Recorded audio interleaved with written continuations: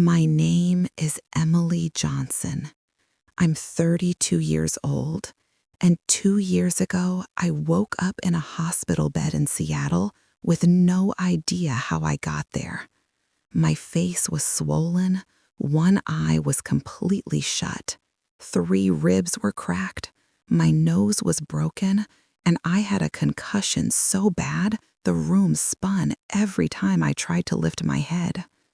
I was covered in bruises, some fresh purple, some yellow-green, some fading to that sickly brown that only comes after weeks of healing. The doctor, a calm, gray-haired man named Dr. Patel, looked me straight in my one working eye and said 6 words that saved my life. "Ma'am, nobody falls downstairs like this." I'm sitting here shaking as I record this. Even now, 2 years later, the memories of what my husband did to me for 3 solid years still wake me up at night. The sound of his key in the door, the way his voice could flip from sweet to venom in half a second, the feeling of his hands around my throat. I still check the locks 3 times before I go to bed. But I'm telling you everything, every single detail, because if my story helps even one person escape the nightmare I lived through, then every panic attack, every flashback, every tear I've cried since that night will be worth it. Before I go any deeper, please hit that like button, subscribe, and drop a comment telling me where you're watching from right now. Your support reminds me that I'm not alone anymore, that there are still people out there who care, who listen, who believe survivors. It means the world to me. Thank you. I'll wait a second. Okay, let's go back to the very beginning, because you need to understand how someone like me, someone who swore up and down she would never stay with a man who laid a hand on her, ended up almost dying on her own kitchen floor.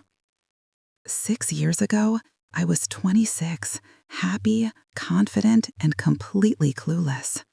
I taught 11th grade English at Lincoln High School in Seattle.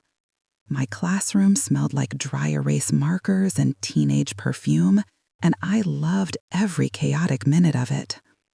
I had a tiny 1-bedroom apartment in Capitol Hill with exposed brick walls, too many books, and a balcony where I drank coffee every morning watching the ferries cross Puget Sound.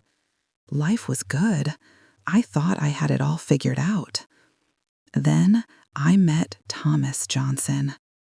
It was at my best friend Lauren's wedding. Thomas was the groom's cousin, 6'2", broad shoulders, dark hair that always looked perfectly messy, and these dimples that showed up every time he smiled. When he walked over and asked me to dance, it felt like every rom-com cliché I'd ever laughed at. We talked all night. He asked questions like he genuinely wanted to know me, not just the surface stuff, the real stuff. I told him I hated horror movies because I was a total scaredy cat, that peach roses were my favorite, that I still slept with the stuffed bear my dad won for me at the state fair when I was 8. He listened like every word mattered. Our second date, he showed up with 24 peach roses and a grin that made my knees weak. He remembered everything. My coffee order, oat milk latte, 2 pumps vanilla, the fact that I loved the Mariners even though they broke my heart every season, the name of my childhood dog, Muffin. He texted me good morning and good night every single day without fail. My friends were jealous. My mom kept saying, "Emily, he's a keeper." My dad, who never liked any guy I dated, shook Thomas's hand at Sunday dinner and said, "You hurt my little girl, and you will answer to me." Thomas looked him dead in the eye and said, "Sir, I would never lay a hand on her. I promise you that." We got married 2 years later on a rainy October afternoon overlooking the Sound. The venue was this old brick warehouse turned event space with string lights and wooden beams. I wore the mermaid-style dress I'd tried on when I was 12 and swore I'd wear one day. Thomas cried when he saw me walking down the aisle. When the officiant said, "You may kiss the bride," he dipped me like we were in a movie and kissed me so gently I thought my heart would burst. We said, "For better or worse, in sickness and in health, till death do us part." And I meant every single word, with every cell in my body. Death was the only thing I thought could ever separate us. The honeymoon phase lasted exactly 6 months. It was a Tuesday night in April. I'd made chicken parmesan, his favorite. I was proud of it. I'd followed the recipe to the letter, grated fresh parmesan, used the good olive oil. I even wore the red apron he liked because it made me look cute. He came home, kissed me on the cheek, sat down, took one bite. His face changed. It was like someone reached inside him and flipped a switch. The warmth drained out of his eyes, and they went flat, cold, dead. He set his fork down slowly and said, so low I barely heard it, "You can't even cook a simple meal right? What kind of wife are you?" I laughed nervously because it had to be a joke, right? "Babe, it's just a little crispy on top. I can make you something else." That's when his hand cracked across my face so hard my ears rang and I tasted blood. The slap echoed off the kitchen cabinets like a gunshot. I stood there frozen, hand pressed to my burning cheek, unable to process what just happened. My husband, the man who cried at our wedding, who carried me over the threshold, who promised my father he would never hurt me, had just hit me. He leaned in close, breath hot against my ear, and hissed, "Don't you ever laugh at me again. Do not ever disrespect me like that." I couldn't move, couldn't speak. Then, 30 seconds later, he dropped to his knees right there on the kitchen tile, tears streaming down his face, grabbing my hands, kissing my knuckles, sobbing, "Baby, I'm so sorry. I don't know what came over me. Work was awful today and I just snapped. I swear on my life it will never happen again. Please forgive me. Please." And like the naive, love-drunk idiot I was, I forgave him. The next day, he came home with a diamond tennis bracelet that probably cost 2 months of my old teacher salary and tickets to see Wicked downtown, front row. He took me to dinner at Canlis, held my hand across the table, looked me in the eyes, and said, "You are the most important thing in my life. I will never let stress make me hurt you again." I covered the bruise with extra concealer, smiled for the waiter, posted a cute couple selfie on Instagram with the caption, "Best husband ever," and told myself it was a one-time thing. Everyone makes mistakes. He was under pressure. I probably shouldn't have laughed. It was partly my fault. God, I was so blind. That was the first lie I told myself. There would be hundreds more over the next 3 years. Because that slap, that wasn't a one-time thing. That was the beginning of the end of the Emily I used to be. 3 weeks after that first slap, I forgot to pick up Thomas's dry cleaning. It was a stupid, tiny thing. He'd left the ticket on the fridge with a Post-it that said, "Please grab today, heart." I had a mountain of grading to do, got buried in essays, and it slipped my mind. When he walked in the door at 6:15 p.m. and saw the ticket still sitting there, the temperature in the room dropped 20 degrees. He didn't yell at first. He just stared at me with those dead, flat eyes and said, "You had one job today, Emily. One." I started apologizing, scrambling to explain.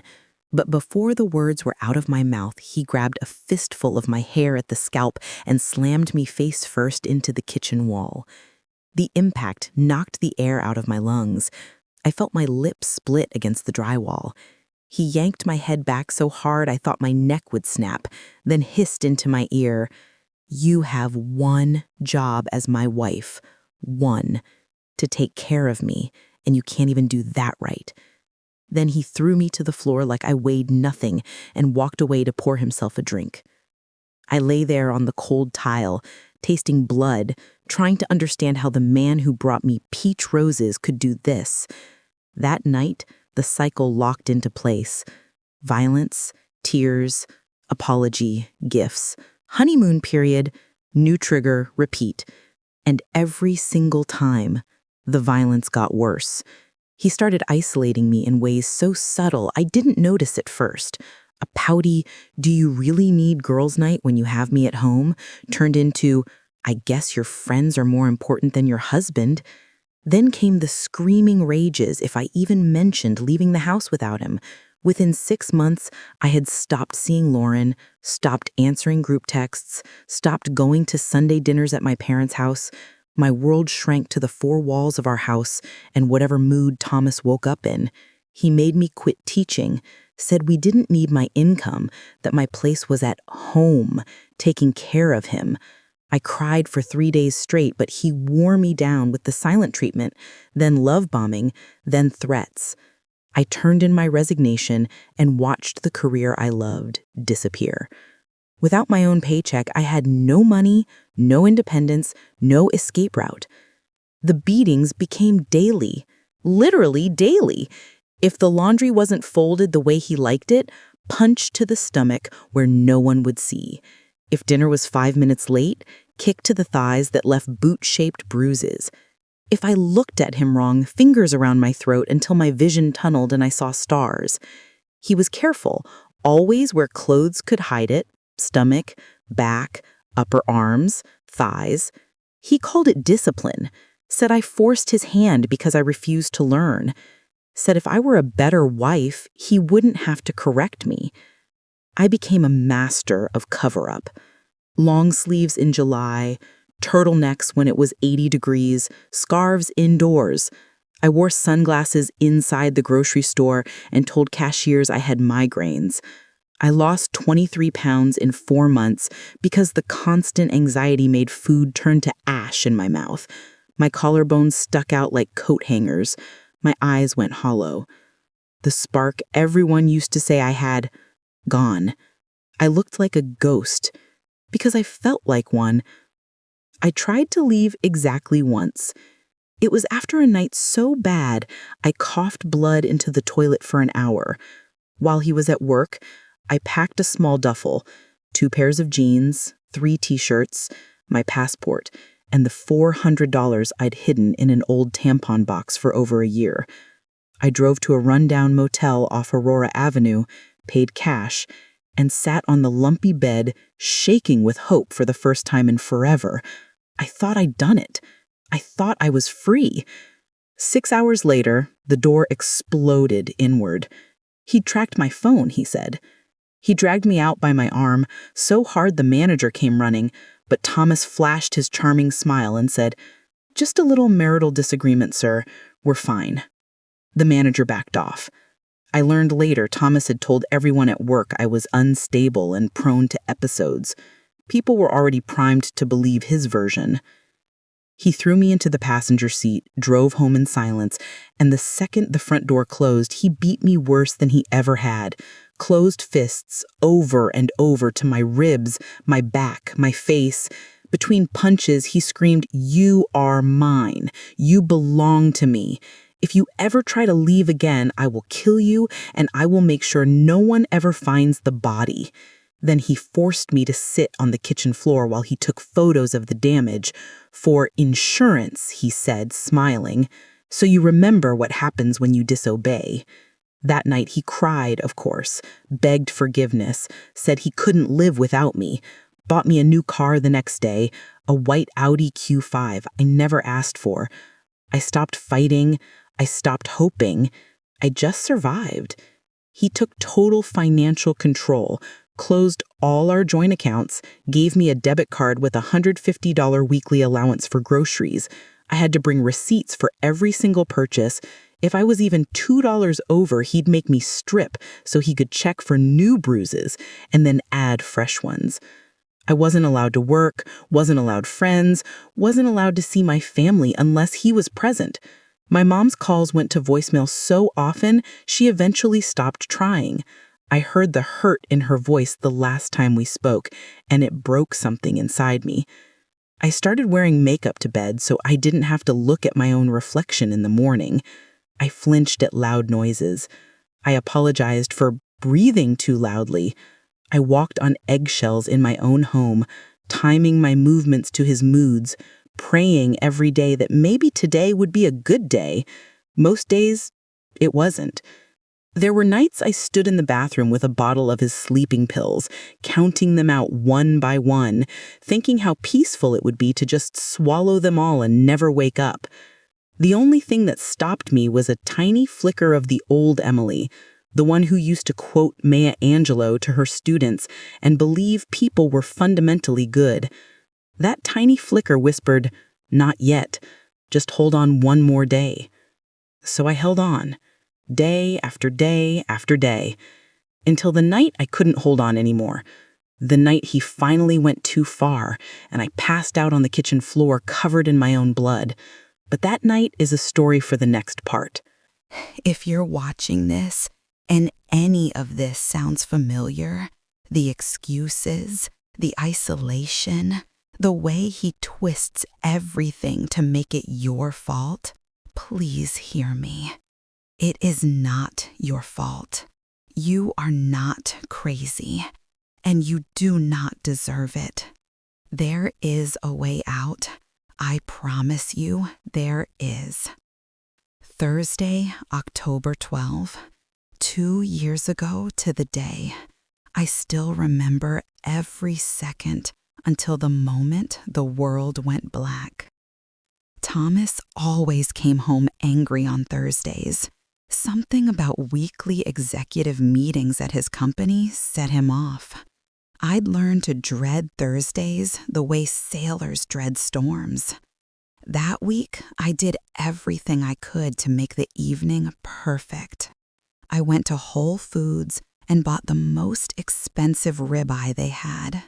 I seasoned it exactly the way he liked. Kosher salt, cracked pepper, a little garlic powder, seared 2.5 minutes per side for medium rare.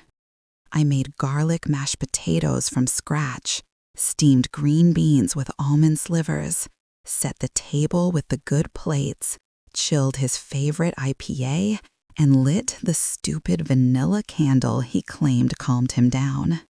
I even wore the black dress he said made me look respectable. I thought, maybe tonight I could keep him calm. Maybe tonight I could breathe. He walked in at 6:47 p.m. I heard the key in the lock, and my stomach still dropped the way it always did. He kissed my cheek, soft, almost tender, sat down, cut into the steak, took one bite, chewed once, spit it out on the plate like it was poison. "This is disgusting. Did you even try?" My heart started hammering so hard I could hear it in my ears. I cooked it exactly how you like it, 2.5 minutes each side. He stood up slowly, chair scraping the hardwood like a warning. "You're calling me a liar now?" "No, I swear." His hand shot out and closed around my throat before I could finish the sentence. He lifted me clear off the floor with one arm and slammed me back against the refrigerator.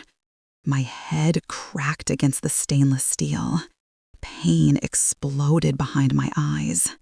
He squeezed until spots danced in my vision and growled, "I work all day to put this roof over your ungrateful head, and you can't even cook a goddamn steak?"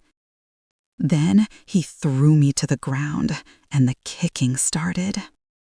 Boot to the ribs, boot to the back, boot to the thighs.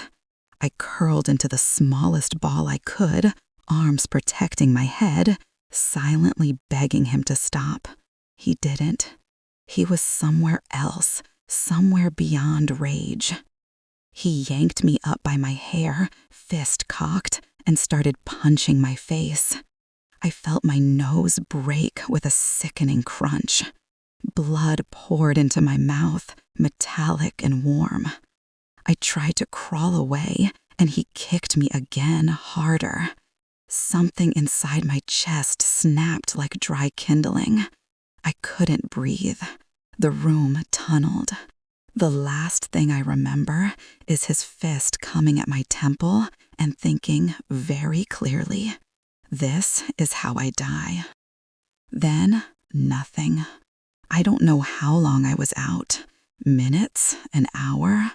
When I started coming to, I was moving, jostling. I tried to open my eyes and couldn't. One was swollen completely shut. Through the slit of the other, I saw the familiar ceiling of his BMW. I was lying across the back seat. He was driving, talking to himself in this high, panicked whisper. Okay. She fell down the stairs. I came home from work and found her at the bottom. There was blood everywhere. I panicked and rushed her here. That's the story. That's always the story. Stairs, she's clumsy. Everyone knows she's clumsy. He was rehearsing the lie, practicing it like lines for a play. Over and over, perfecting the tone of concern, the exact wording. I wanted to scream, but my mouth wouldn't work.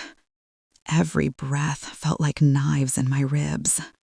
I made some small sound because he glanced in the rearview mirror and saw I was awake. "Stay with me, baby," he said, and for one split second, he almost sounded human. Then he added, "Don't you dare die on me right now, not like this." He wasn't afraid for me, he was afraid of prison. We pulled up to the ER at Harborview Medical Center. He carried me in, actually carried me, cradling me like I was precious. Tears in his eyes, yelling, "Help, please, my wife fell down the stairs, she's hurt bad." Nurses rushed over with a gurney. He laid me down gently, kissed my forehead, and started the performance of a lifetime. The devastated husband who'd come home to find his clumsy wife unconscious. They wheeled me inside. The bright lights hurt even through my swollen eyelid. A nurse started cutting off my clothes to check for injuries. And that's when the air in the room changed. My dress came off first. Then the cardigan I'd worn to hide the old bruises. My torso was a horror show. Fresh purple boot prints blooming across my ribs. Yellow-green fingerprints around my throat from earlier in the week. Pale scars from older injuries. The nurse's hand flew to her mouth. The doctor's jaw locked so tight I heard it click. Dr. Patel, the same gray-haired doctor who would later save my life, took one look and said quietly to the nurse, "Get her to CT now and page security," quietly. They asked Thomas to wait in the family area. He protested, of course. "She's my wife, she needs me." But hospital policy won. For the first time in 3 years, I was away from him, surrounded by people who weren't fooled by his charm. They wheeled me down a long hallway. As soon as we were out of his sight, the nurse, her badge said Maria Alvarez, I'll never forget it, leaned close and whispered, "Honey, I've been an ER nurse for 28 years. Those are not stair bruises. I know what abuse looks like." Tears poured out of my one good eye. I couldn't stop them. She squeezed my hand and said, "You're safe right now. He can't get to you here, but I need you to be brave and tell us the truth when the doctor comes back. Can you do that for me?" I wanted to. God, I wanted to, but 3 years of terror had taught me that speaking up meant death. I just cried harder. They took me for x-rays and a CT scan. Every movement was agony. The tech kept apologizing when the machine jolted me. In the cold, dark tube of the scanner, I had one clear thought. This might be my only chance. There are cameras here. There are witnesses. If I'm ever going to tell, it has to be now. When they wheeled me back, I was in a private room instead of the main bay. Thomas was already there, sitting by the bed, holding my hand like a loving husband. The mask was perfect, but the second the nurse stepped out, he leaned close and whispered through his smile, "Remember what you're going to say. You fell, that's all. You open your mouth about anything else, and I swear what I did tonight will feel like a love tap compared to what comes next." I started shaking so hard, the heart monitor spiked. He squeezed my fingers until the bones ground together. "Do you understand?" I managed a tiny nod. Then Dr. Patel walked in, holding a tablet, face grim, and everything changed. But that moment, the moment his lie shattered in front of witnesses, belongs to the next part. If you're watching this and you're living what I lived on that Thursday night, please hold on. Help is real. People will believe you, I promise. There is a way out. The private room was quiet, except for the beeping of the heart monitor and the low hum of the fluorescent lights. Thomas sat beside my bed, holding my hand like we were still the perfect couple from our wedding photos. His thumb stroked my knuckles in slow circles, the same way he used to when we were dating. To anyone watching, it looked tender. Only I could feel the warning in the pressure. Don't talk. Dr. Patel walked in with a tablet in one hand and a nurse at his side. He didn't smile. He didn't waste time on small talk. He looked straight at me, then at Thomas, then back at me, and spoke in a calm, deliberate voice that cut through the room like a scalpel. "Mrs. Johnson, your CT scan and x-rays show a severe concussion, a broken nose, 3 acutely fractured ribs, and multiple older rib fractures in various stages of healing. There is also evidence of previous trauma to the liver and kidneys that is consistent with repeated blunt force." He paused just long enough for the words to sink in. Thomas's grip on my hand tightened so hard, I felt the bones grind. Dr. Cattell continued, never breaking eye contact with me. "These injuries are not consistent with a single fall down the stairs. The distribution, the varying ages, the specific fracture patterns, these are textbook indicators of prolonged, repeated physical assault. In short, Mrs. Johnson, someone has been beating you for a very long time." The heart monitor spiked. Thomas went completely still. All the color drained from his face. His mouth opened, but for the first time in the 6 years I'd known him, no smooth lie came out. He had nothing. Dr. Patel turned to him. "Sir, I've already notified hospital security and adult protective services. I need to speak with your wife alone, now." Thomas found his voice. It came out higher than normal, almost a squeak. "Wait just a minute. She's my wife. She fell. She's always been clumsy." "Sir," Dr. Patel cut him off, voice like steel, "this is not a negotiation. Step out of the room immediately." Thomas stood up so fast the chair scraped backward. "You can't keep me from my own wife." "Actually, I can, and I am. Security." 2 large guards appeared in the doorway before he finished the word. They'd clearly been waiting outside. Thomas looked at them, then at me, and for one terrifying second, I saw the real him flash across his face, pure animal rage. He forced a smile that didn't reach his eyes and said, "Fine, I'll wait outside. Baby, I love you.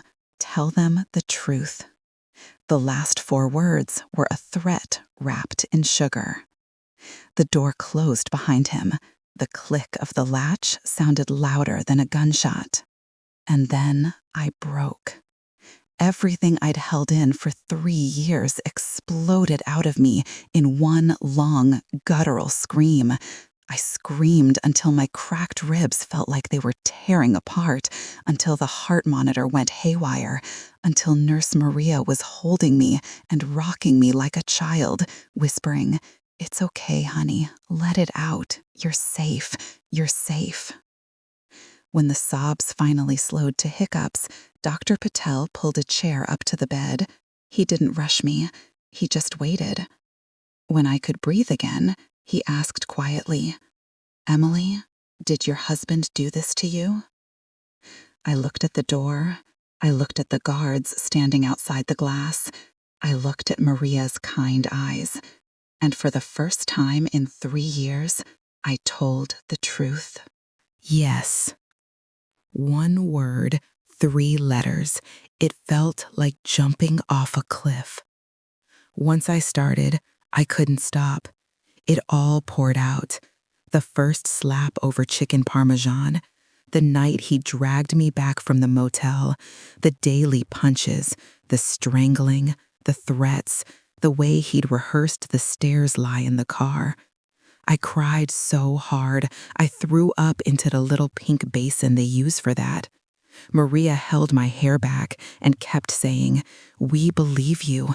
We've got you now." They called in a domestic violence advocate named Sarah Chen. She was tiny, maybe 5'1", with a soft voice and steel in her spine. She sat beside me and explained everything slowly, like she had all the time in the world. "You never have to go home with him again. We can keep you safe tonight. The police are on their way. We can get an emergency protective order within the hour. There are shelters with hidden locations. You have choices, Emily. For the first time in a long time, you have choices." I kept waiting for the terror to win, for the old voice in my head that said he would kill me if I talked. But it was quieter now, drowned out by the sound of people who actually wanted to help. Detective Lisa Morrison arrived 40 minutes later. Short brown hair, no-nonsense boots, badge clipped to her belt. She photographed every bruise, every boot print, every fingerprint around my throat. She took my statement, page after page, while I shook and cried and somehow kept talking. When I finished, she closed her notebook and looked me in the eye. "We have enough to arrest him right now for felony assault. The hospital records, the photos, your statement, and what's on his phone will bury him. Do you want us to take him into custody tonight?" I thought of him sitting in the waiting room, probably rehearsing new lies. I thought of the next Thursday that would come if he walked free. I thought of the tiny flicker inside me that had refused to die. "Yes," I whispered, then louder, "Yes, arrest him, please." Detective Morrison nodded once. "Consider it done." They kept me overnight for observation because of the concussion. My parents arrived at 2 a.m. after Sarah Chin called them. I hadn't seen them in almost a year. My mom took one look at me and collapsed into the chair sobbing. My dad stood frozen in the doorway, fists clenched so tight his knuckles went white. When he finally spoke, his voice cracked. "That son of a bitch put my baby in the hospital?" All I could do was nod. They stayed with me the whole night. Mom held my hand while I drifted in and out of drugged sleep, flinching every time the door opened, expecting Thomas to come bursting in. But he never did. At 3:17, Detective Morrison came back. She had that satisfied look cops get when justice actually works fast. We got him in the parking lot. He tried to run when he saw us, added evading arrest and resisting to the list. His phone was unlocked in the cup holder, Emily. Hundreds of photos of you bruised and bleeding. Texts to his buddies bragging about keeping you in line. Threats he sent you. It's over. He's not getting out tonight, and with the evidence we have, he's not getting out for a long time. I started crying again, but for the first time in years, they were relief tears. The next morning, Sarah Chen came back with a plan. A confidential shelter 2 hours north, unlisted address, 24-hour security, counseling on site. My parents wanted me to come home with them, but Sarah gently explained that abusers often know family addresses. The shelter was safest until the protective order was in place and bail was decided. I looked at my mom's tear-stained face, my dad's clenched jaw, and I nodded. I chose the shelter. I chose life. As they wheeled me out on a gurney to a waiting ambulance for transfer, I saw him one last time through a window, handcuffed, head down, being loaded into a patrol car. He looked small, ordinary, powerless. For the first time in 3 years, I smiled. But the real fight, the trial, the sentencing, the long road back to myself, that's for the next parts. If you're watching this and you just heard your own story and mine, please hear this. The moment you tell one safe person the truth, the moment one doctor or nurse or cop refuses to look away, everything can change. It did for me. The shelter was a plain brick house in a quiet neighborhood 2 hours north of Seattle. No sign on the door, tall fences, cameras everywhere, and a rule that no one ever said the address out loud. I lived there for 8 months. 8 months of learning how to sleep without barricading the door, how to eat without bracing for a punch, how to speak without whispering. 8 months of twice-a-week therapy with Dr. Rachel Chen, who taught me that what happened wasn't my fault, and that surviving didn't make me weak. It made me a warrior. I filed for an emergency divorce the first week. The judge granted it in under 3 months because of the mountain of evidence: hospital photos, police reports, his threatening texts. Thomas tried to fight it from jail, sending letters through his lawyer claiming I was emotionally unstable and making it all up for money. The judge wasn't fooled. I walked out of the courthouse officially single for the first time in years, clutching the papers like a golden ticket to freedom. Then came the trial. 6 months after his arrest, the day finally arrived. I woke up shaking so hard I had to sit on the bathroom floor until the panic attack passed. Sarah Chen, the advocate from the hospital, drove me to the courthouse. My parents met us there. So did Detective Morrison, Nurse Maria, and even Dr. Patel. I had an army around me, but walking into that King County courtroom still felt like walking into a lion's den. The room was cold and smelled like lemon polish and old paper. Thomas was already at the defense table in an orange jumpsuit, handcuffed to the chair. His hair was shorter, his face thinner, but the second he saw me, he locked eyes and gave me that tiny smirk, the one that used to make my blood freeze. For one terrifying second, I felt the old fear rise up like bile. Then I looked at the people sitting behind me, my parents holding hands, Sarah squeezing my shoulder, and I remembered. He had no power here. Not anymore. The prosecutor, Jennifer Hayes, was a tall black woman with a sharp suit and sharper eyes. She started strong. First, she showed the jury giant photos of me in the hospital bed: swollen eye, broken nose, boot print bruises across my ribs. The gasps in the jury box were audible. Then the medical records, 3 years of injuries in perfect timeline order.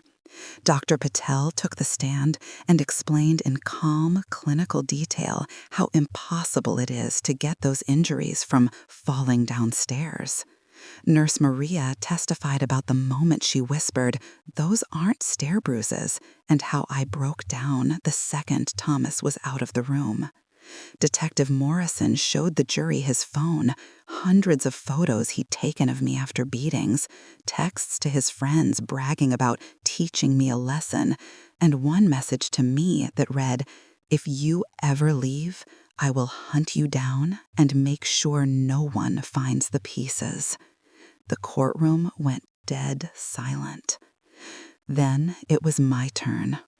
Walking to the witness stand felt like walking through wet cement. My legs shook so badly I had to grip the rail. Jennifer swore me in, smiled gently, and started with the easy questions: name, how long we were married, when the abuse started. Then she asked me to tell the jury, in my own words, what life was like for those 3 years. I took a deep breath and started talking.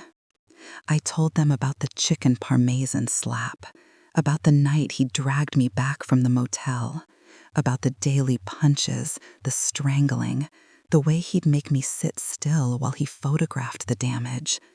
I told them about the Thursday steak night, how he rehearsed the lie in the car, how I truly believed I was going to die on the kitchen floor. I cried so hard the judge called 2 breaks so I could breathe. Jennifer handed me tissues and never rushed me. When I finished, there wasn't a dry eye in the jury box. One older woman was openly sobbing into a handkerchief. Then came cross-examination. His defense attorney was a slick guy in a $3,000 suit with greased-back hair and a fake sympathetic smile. He stood up and started the same tired script every abuser's lawyer uses.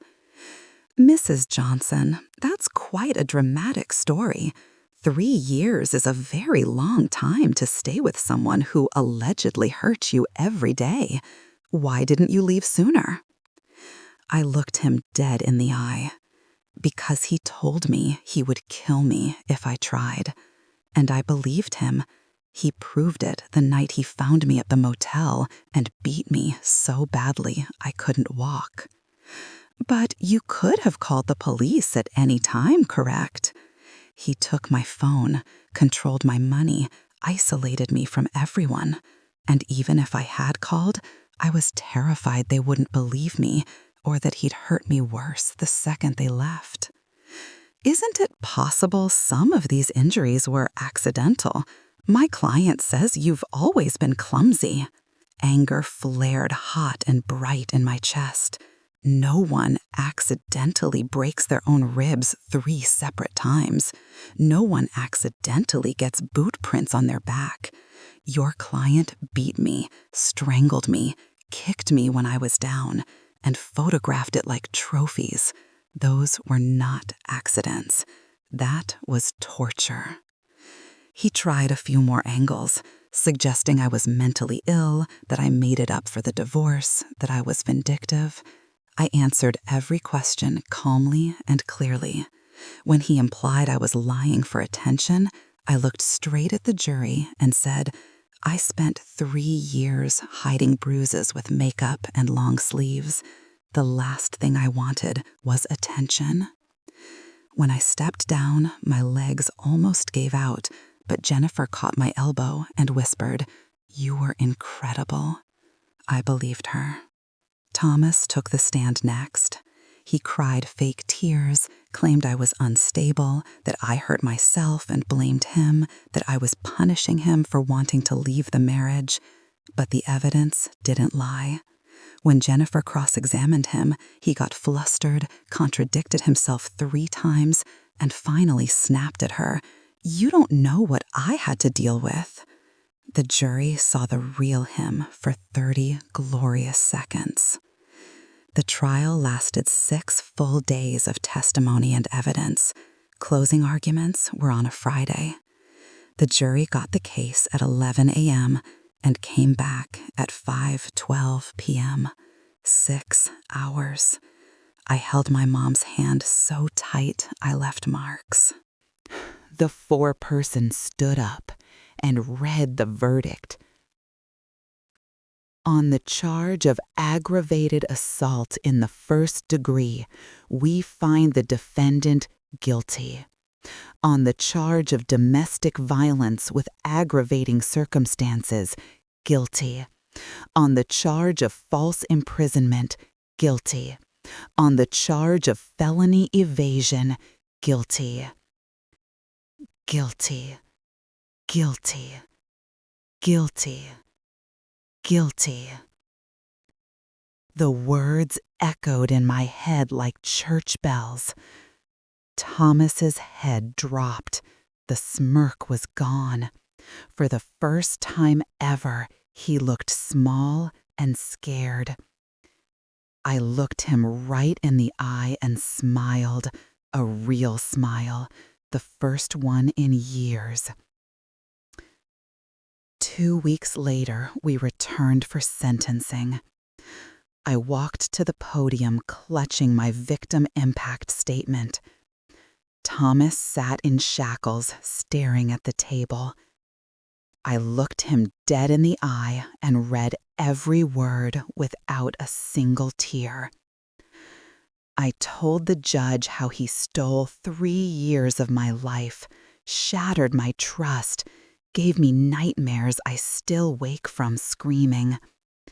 I told him I will carry the memory of his hands around my throat forever. But I also told the judge I am healing, that I teach again, laugh again, live again, and that no amount of time will ever bring back what he took. Then I asked for the maximum sentence, not for revenge, but so no other woman ever has to feel what I felt. The judge looked at Thomas and said, "You are a profound danger to any person you claim to love." He sentenced him to 15 years in state prison, no parole for the first 10, mandatory domestic violence treatment, a permanent restraining order, and lifetime registration as a violent offender. As they led him away in chains, he finally dropped his gaze. I did not. That was the last time I ever saw Thomas Johnson. Justice was served. Justice was served. And now, 2 years later, here's what freedom actually looks like. Today is October 12. Today is October 12, exactly 2 years since the night I thought I would die on my kitchen floor. I woke up this morning in my own apartment in Portland, Oregon, sunlight pouring through the window, my cat curled on my chest, purring like a tiny engine. I made coffee on a stove that belongs to me in a kitchen that has never seen violence. I sat on my balcony and watched the Willamette River sparkle without once checking the locks. And I cried happy tears because this life, this quiet, peaceful, joyful life, is real. I earned it, I fought for it, and I get to keep it. I changed my last name legally 6 months after the trial. Not just back to my maiden name. I picked a brand new one, Emily Harper. A fresh start with no connection to the woman who used to flinch when a man raised his voice. The judge signed the order with a smile and said, "Welcome to your new beginning, Miss Harper." I still get goosebumps remembering it. I live in a sunny 1-bedroom on the east side of Portland. The walls are sage green, my choice, covered with framed photos of my students' artwork and pictures of me laughing with friends. There are plants everywhere because I finally get to keep them alive. My bedroom door has no lock. I haven't needed one in over a year. I teach 3rd grade now at a little public school where the principal knows my whole story and still hired me on the spot. The kids call me Miss Harper and fight over who gets to hold my hand at recess. They have no idea I once stood in a courtroom and testified against the man who almost killed me. To them, I'm just the teacher who reads aloud with funny voices and always has stickers. That is the best kind of healing. I still see Dr. Rachel Chen every other week. Therapy isn't something you graduate from when you've lived through prolonged trauma. PTSD doesn't have an expiration date. I still have nightmares sometimes. I still freeze if someone behind me claps too loud. I still sit with my back to the wall in restaurants. But the nightmares are fewer, the freeze moments are shorter, and I have tools now. Grounding techniques, breathing exercises, a safety plan in my phone, and a support system that would move mountains for me. I volunteer at the domestic violence shelter that saved me. Every Tuesday night, I sit with women who are exactly where I was 2 years ago. Terrified, ashamed, convinced they're trapped forever. I look them in the eyes and say the words someone once said to me. I believe you. This is not your fault, and there is life on the other side. I'm living proof. My parents and I are closer than ever. Mom and I talk every single day. Dad still gets teary when he hugs me goodbye, but he also brags to everyone that his daughter is the strongest person he knows. They flew to Portland last month and helped me paint my living room. Dad hung the shelves crooked on purpose so I'd laugh. I did. I have friends again. Real ones. Lauren, my maid of honor, drove down from Seattle the day that divorce was final with a bottle of champagne and a cake that said, "Freedom tastes better." We sat on my floor, ate it with forks straight from the box, and cried happy tears until 3 a.m. My circle is small now, but it's solid. These are the people who text me at midnight just to say, "You okay?" and mean it. I'm dating someone. His name is Ryan. He's a 4th grade teacher at the school across the street. Quiet, kind, with laugh lines around his eyes and 0 tolerance for yelling. The first time he accidentally slammed a cabinet and I flinched, he dropped to his knees, hands open, and said, "I'm so sorry I startled you. Are you safe? Do you need space?" I cried in his arms for 20 minutes. We've been together 8 months. He still asks for consent before he holds my hand in public. He is teaching me that love doesn't have to hurt. I still get alerts from the victim notification system. Thomas has 8 more years minimum before he's even eligible for parole. If that day ever comes, I'll be in the courtroom again, reading another impact statement. But I'm not afraid of him anymore. He is a small, angry man in a cage who lost everything because he thought he could own another human being. I am free. And here's what I need you to hear, whoever you are, wherever you are, whatever dark room you might be hiding in right now. If you are being hurt by someone who says they love you, if you're making excuses for broken ribs and black eyes, if you're isolated, controlled, terrified to speak, If you think no one will believe you or that you deserve it, please listen to the woman who lived it and came out the other side. You do not deserve it. It is not your fault. You are not weak. You are surviving the unsurvivable.